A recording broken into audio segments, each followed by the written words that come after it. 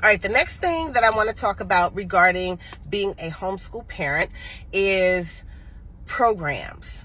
Are you developing your own curriculum? Which you can do. You can make your curriculum your own. Many of us became homeschool parents because we don't really like the curriculum provided by our state. But the thing is, if you want to reintegrate your child back into schools at some point, you do need to pay attention to the curriculum offered by your state, especially with the core courses, okay?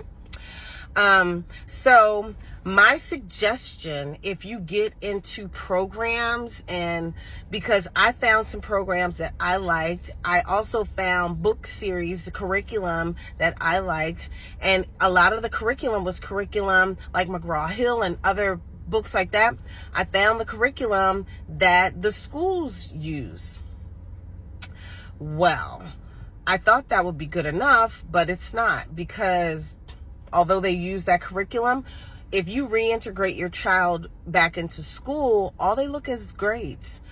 And they don't take into consideration anything that you submitted in your portfolio review, if you're in a state that does portfolio reviews, and I am. So all this time I was doing amazing portfolio reviews, and I can help you guys with that as well. And they didn't look at any of that. They only look at grades, except when you're doing the portfolio review. When you're doing the live portfolio reviews, they look at everything. They look at the samples of work. And I'm one of those people, you're getting a large sampling of the work that my child was doing.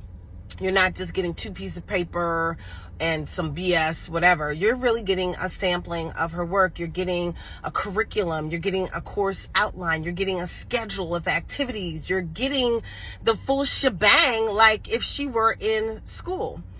But yeah, that all was not what it was cracked up to be. It ended up being some BS when I transitioned my child back to school, and I'm gonna tell you why in the next one.